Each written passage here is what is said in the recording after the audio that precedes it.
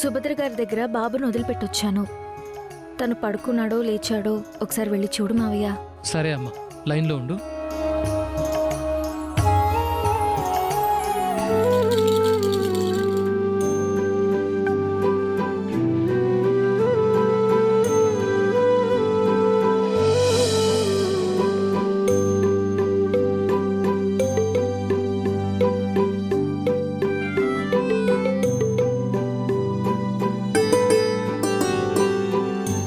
బాబు లేచాడమ్మా. ఏడుస్తున్నాడా మావయ్య? లేదమ్మా, వాళ్ళ నానమ్మ దగ్గర చక్కగా ఆడుకుంటున్నాడు. వాళ్ళ నానమ్మ కూడా బాబుని బాగా ఆడిస్తోంది. అవునా మావయ్య?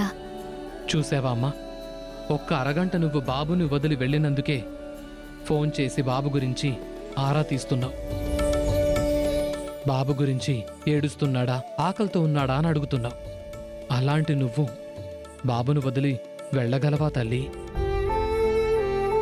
నిన్ను ఒంటరిగా పంపించటం గౌతమ్ బాబుకి ఇష్టం లేక నువ్వు అటు వెళ్ళగానే నీ వెనకాలే వచ్చాడు.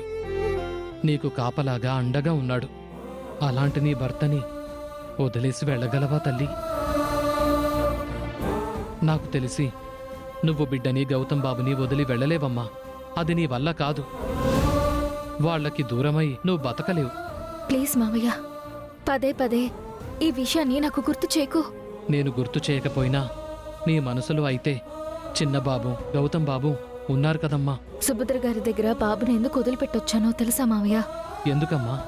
రేపు నేను లేకపోయినా, దూరమైనా వాడు వాళ్ళకి దగ్గర కావాలి.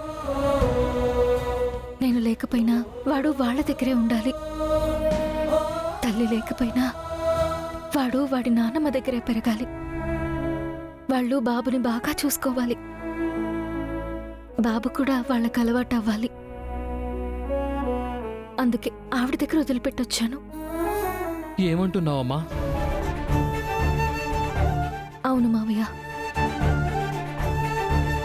ఈ ఎడబాటుని ఇటు నేను అటు బాబు ఇద్దరం అలవాటు చేసుకోవాలి. అందుకే వదిలిపెట్టొచ్చాను. ఉంటాను మావయ్య.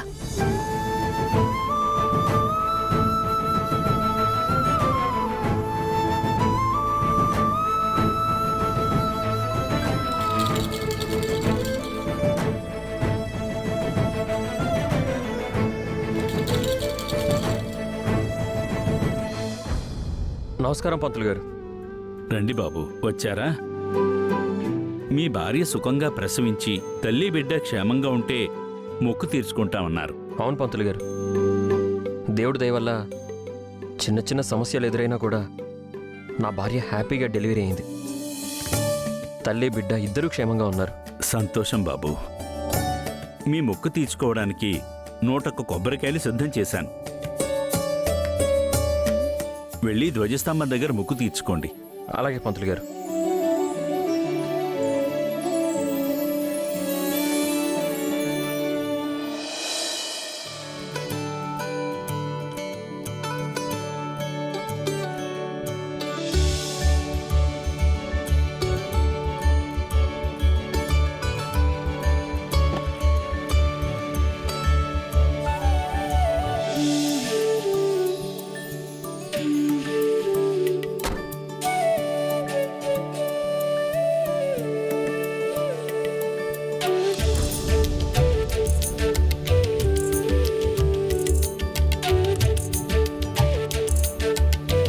స్వామి,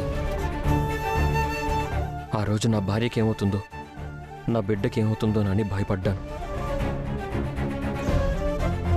నీ దయ వల్ల ఏ ఇబ్బంది లేకుండా గండం గడిచింది. తల్లి బిడ్డ ఇద్దరూ క్షేమంగా ఉన్నారు. అందుకే మొక్కు తీర్చుకోవడానికి వచ్చాను.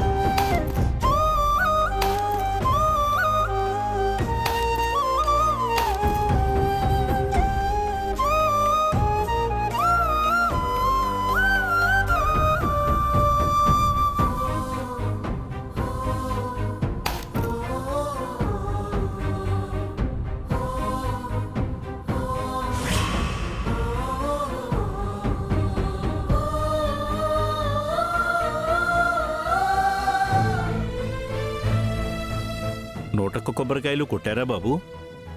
కొట్టేశాను పంతులు గారు. ఇది అయిపోయింది, ఇంకో మొక్కు ఉంది. ఏమిటి బాబు అది? చేతిలో కర్పూరం వెలిగించుకొని దేవుడికి హారతి ఇవ్వాలి. చాలా మంచి పని చేస్తున్నారు బాబు. అలాగే కానివ్వండి.